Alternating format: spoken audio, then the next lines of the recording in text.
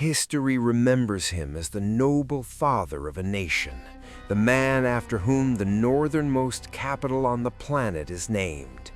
However, on the lists of the condemned in his homeland, he was designated quite differently: murderer, blasphemer, and outcast. Ingólfr Arnarson did not seek the glory of a discoverer. His dash across the North Atlantic was not a pursuit of discovery, but a desperate flight from the scaffold. In the previous episode, the navigator Floki Vilgerdarson surrendered to the onslaught of the elements. Contemplating the black cliffs, he saw in them only a grave for his ambitions, and cursing this land, he named it Iceland. But just a few years later, Ingólfr would look upon those same glaciers and find in them not death, but the foundation for a future nation. The paradox of this saga is striking. A man hiding from justice built a society where the will of the law stood higher than the will of a king. You will learn how a bloody massacre at a feast and a conflict over a woman forced blood brothers to abandon everything and set off into the unknown. We will dissect a moment that defies modern logic. Why an experienced mariner, upon sighting land, throws his sacred pillars overboard and swears to follow the current, even if the search takes years. We will find out why his sworn brother Hjörleifr, who believed only in the steel of his sword, accepted a shameful death at the hands of those he considered speaking livestock. This collapse of pragmatism confirmed the main rule of survival in the North. Here it is impossible to conquer nature. One can only conclude a mystical alliance with it. This is the story of the birth of democracy from the chaos of blood feuds, proof that a state is born not from the seizure of lands, but from a ritual. And a reminder, you cannot escape fate on a longship. It is met on the shore with an axe in hand. In those harsh years, Norway no longer offered shelter to free men. King Harald Fairhair was tightening the ring of power, turning independent fjords into submissive provinces. But for Ingólfr Arnarson and his blood brother Leifr, catastrophe did not arrive in the form of royal tax collectors, but through mead, pride, and steel. It all began with a winter feast, a traditional celebration intended to strengthen alliances, turned into a bloodbath. The sons of the powerful Jarl Atli the Slender, intoxicated by power and honey wine, decided that everything was permitted to them. The conflict flared up instantly over women, honor, and old grievances. Ingólfr and Leifr would not tolerate the humiliation. When the torches burned down, the Jarl's heirs lay dead on the floor of the feasting hall. This massacre put a final period on their former lives.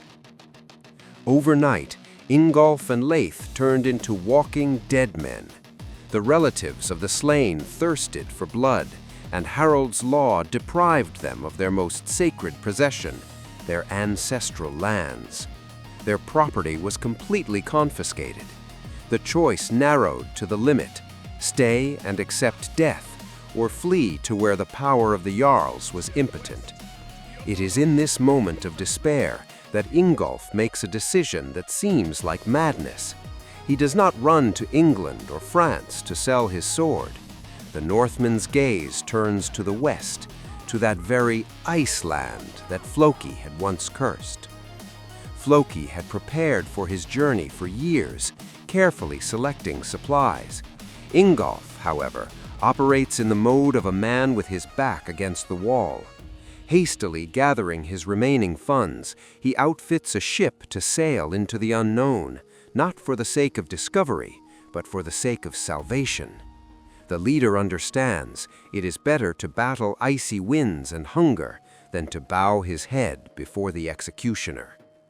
But before leaving the shore, the brothers conduct a reconnaissance raid. They cannot afford Floki's mistake. They need to know for sure, is that land truly a grave, or was Thorolf right when he said that butter drips from every blade of grass there? Ingólfr and Leifr, who had now taken the name Hjörleifr, Sword Leif, did not resemble madmen throwing themselves into the abyss. Their steps were guided by the calculation of experienced warriors. Before the final exodus, the Blood Brothers conducted a reconnaissance, wintering in the eastern fjords of Iceland. They noticed what Floki had once missed. The land is harsh, but ready to accept people. Returning to Norway, the brothers finally severed ties with the past.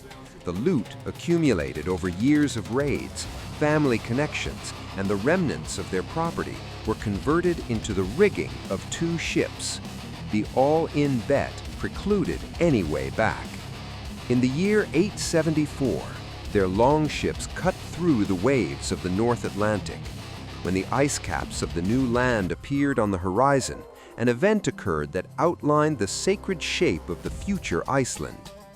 Ingólfr Arnarson froze at the prow, clutching in his hands neither weapon nor map, but his Ondvegus Sulurs, the high seat pillars.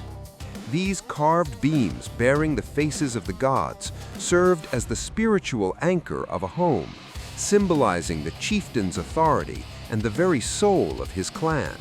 In the old fjord, they framed the master's throne. Now they transformed into a compass of fate in the open sea. Ingólfr decides on an irrational step. Instead of searching for a protected bay, he hurls the sacred relics into the boiling foam of the ocean. His oath sounded like a verdict. "I will build my home where these pillars touch the shore."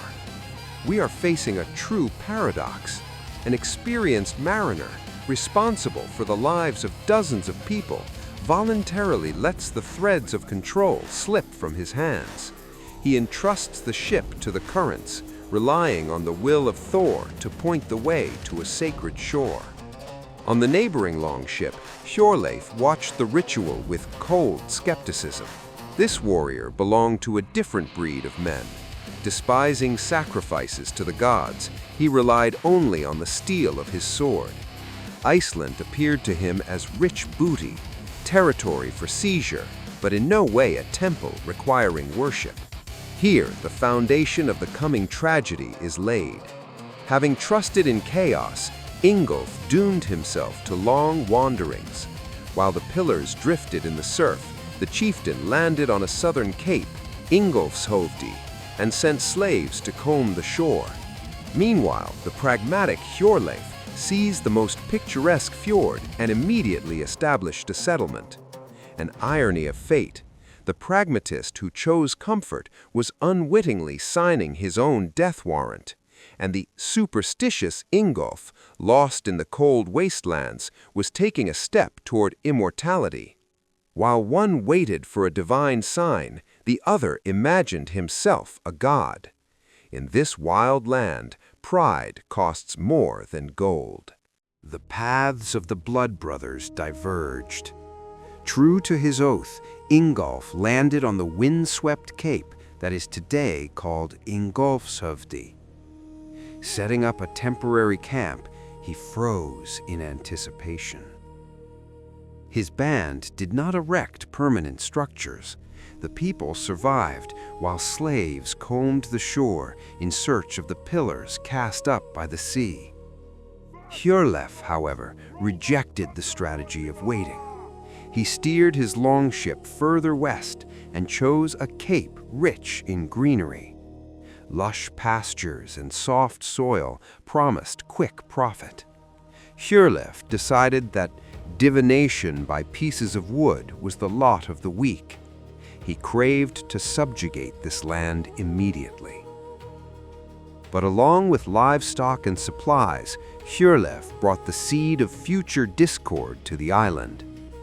Languishing in his hold were 10 Irish captives, Westmen, people from the West. Among them stood out Duftak. In his homeland, he likely led warriors into battle, but here He had been turned into a speaking tool. Hjörleifr made a fatal error. He transplanted old methods of oppression onto new soil, forgetting that at the edge of the world there were no overseers behind him.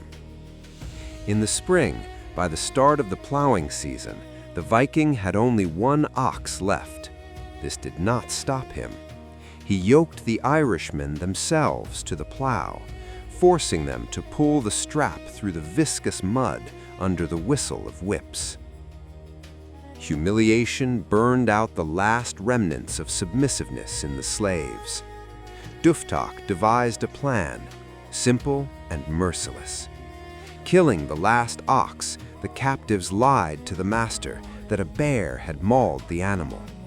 Hjörleifr, with a handful of men, grabbed his weapons and rushed into the forest on the beast's trail.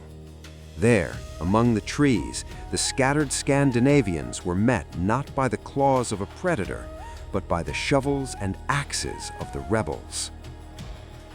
The massacre was swift. Hjörleifr and his warriors fell on the very field they had dreamed of sowing. The man who mocked his brother's superstitions and relied only on the steel of his sword died not in a heroic battle, but in a bloody brawl with his own slaves. His pragmatism turned into fatal blindness. Taking the women and provisions, the rebels fled to the islands visible on the horizon. They celebrated their freedom, not yet knowing that Ingólfr was already on their trail. Discovering the site of the slaughter and the body of his sworn brother, Ingólfr spoke words that became the foundation of Icelandic morality. A sad death for a brave warrior. But I see, this is what happens to those who do not honor the gods. In that instant, Ingólfr outgrew the role of a simple settler. He transformed into the supreme law of this land. And this law demanded blood. Ingólfr wasted no time on lamentations. Standing over his brother's body, the chieftain realized before him lay not just a tragedy. In the harsh world of the Northmen, the murder of a master by a slave was not an ordinary crime, but a challenge to the universe itself. If such a thing were left unavenged, chaos would swallow the new land even before it was settled. On that day, the exile ceased to be merely a farmer. He assumed the role of judge, jury, and executioner. Climbing a cliff, Ingólfr peered into the misty distance. Eyes accustomed to catching signs of a storm now tracked fugitives. Soon the target was revealed.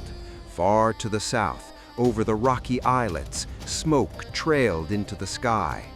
Intoxicated by freedom, the slaves made a blunder, deciding that the water hid them from retribution. A brief order gathered the men. What began was not a war, but a punitive raid.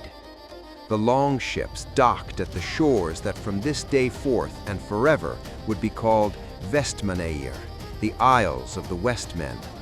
The sagas describe what followed sparingly, but behind these lines pulses animal terror. Seeing the Avengers sail, the Irishmen realized there would be no mercy. Panic seized the fugitives. Duftak and his accomplices darted among the rocks, while the Avenger methodically hunted them down, one by one. The events did not resemble a battle. Everything turned into a systematic execution. Some of the rebels died by steel, others maddened by fear before the noble wolf. This is how the name Ingólfr translates, where the root Ing means God and Ulf means wolf, threw themselves into the abyss. They jumped from sheer cliffs, if only to avoid crossing gazes with the man whose brother they had taken. When the cries of the seagulls drowned out the groans of the dying, silence fell. Ingólfr recovered the women, the boat, and restored trampled honor. However, the price of this triumph proved exorbitant. Look at this man. He fled Norway, hoping to break the cycle of blood feuds, but his first act on the new land was a bloody massacre. Fate mocked him. He brought the shadows of the old world on the soles of his own boots.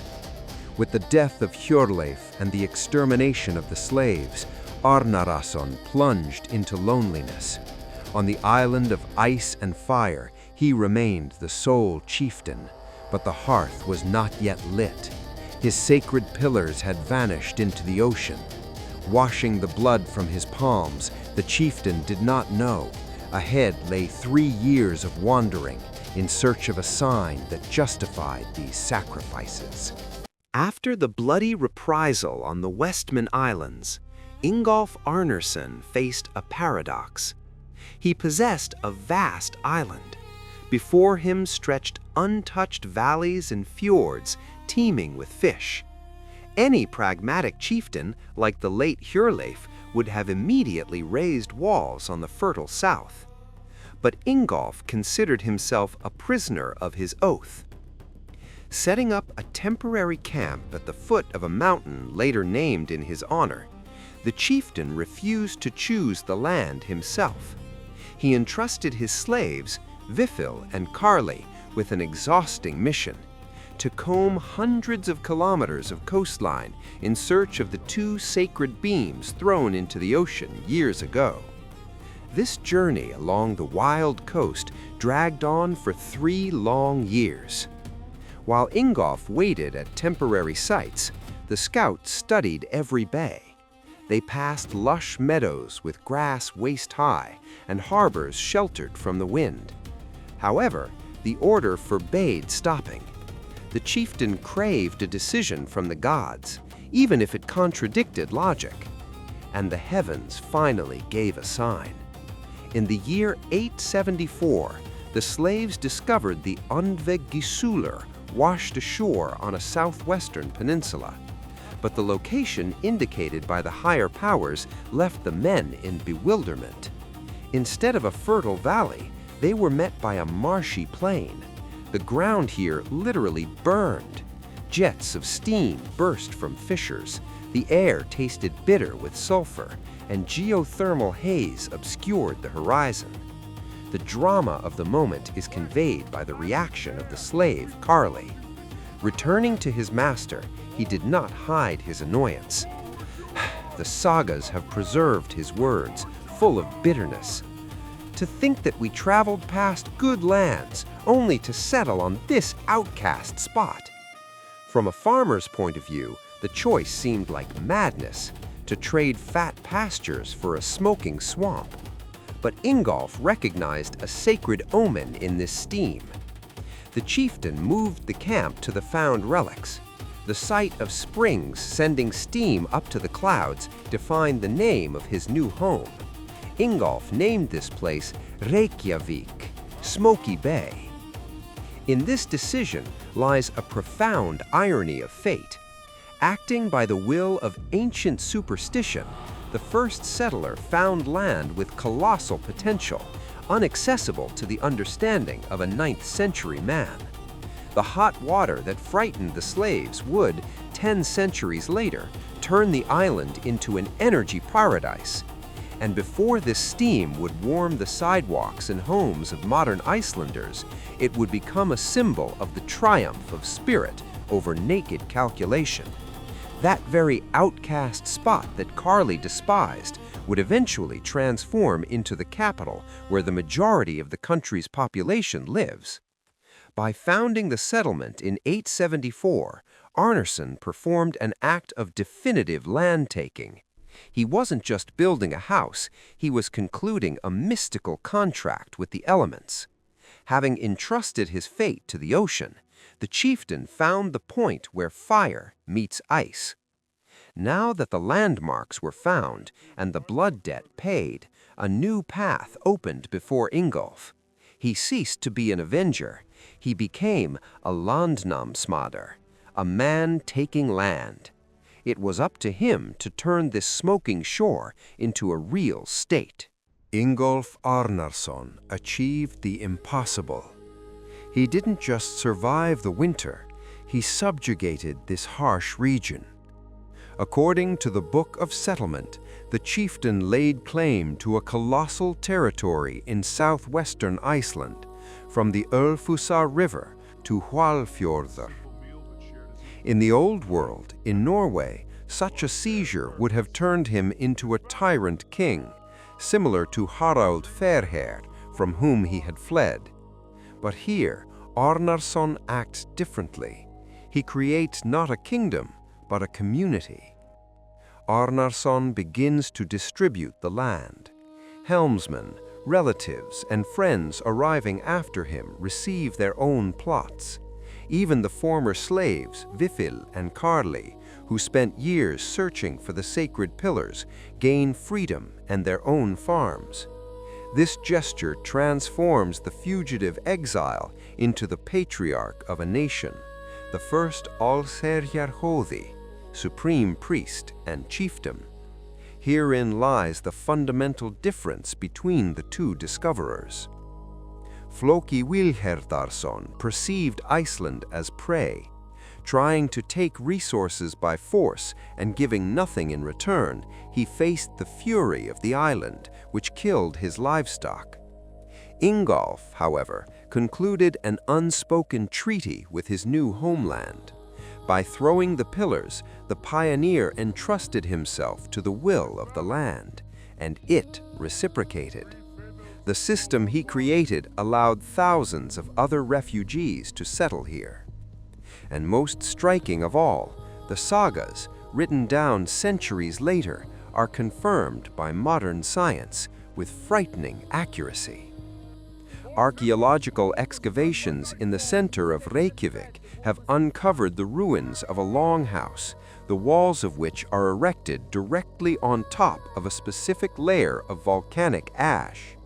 This layer, known as the landnám tefra, fell as a result of an eruption around the year 871, with a margin of error of just a couple of years. This means Ingólfr Arnarson is not a myth. The layer of ash and the text of the saga record the exact same moment in history. His example triggered a chain reaction. Following the flagship, hundreds of longships were drawn to Smoky Bay. The age of settlement began. Exiles, adventurers, and freedom-loving bonders turned an empty island into a thriving republic in just 60 years. Arnarson departed from life on this land as a respected chieftain, proving home is not the place where you were born, but the place where you dared to build your future. Ingólfr Arnarson taught history an important lesson. To survive at the edge of the world, warm clothes and a sharp sword are not enough. You need meaning. While Floki unsuccessfully battled the island as an enemy, and Hjörleifr saw in the new land only a resource and found death on the plowed field, Ingólfr chose a different path. By throwing his ancestral pillars overboard, he relinquished control. Arnarson did not strive to conquer the harsh elements, but offered them a sacred alliance, and the land, which had rejected his predecessors, finally accepted him. Fate decreed a paradox. A fugitive hiding from justice transformed into the father of northern law. A killer saving his own life built the foundation of a society that would exist for many centuries without any kings. However, Iceland does not end our saga. It serves only as the last outpost of civilization before the edge of the abyss. Very soon, the rules established by Ingólfr will prove too tight for a warrior with a fiery beard and a berserker's temper, for one who knew not how to make peace with either men or gods. In the next episode, we will see how another exile turned into the greatest deception of the Middle Ages. You will learn why an icy desert was christened Greenland and how Eric the Red unwittingly threw open the gates to America. Subscribe so you don't miss the departure. The age of great discoveries is just picking up speed.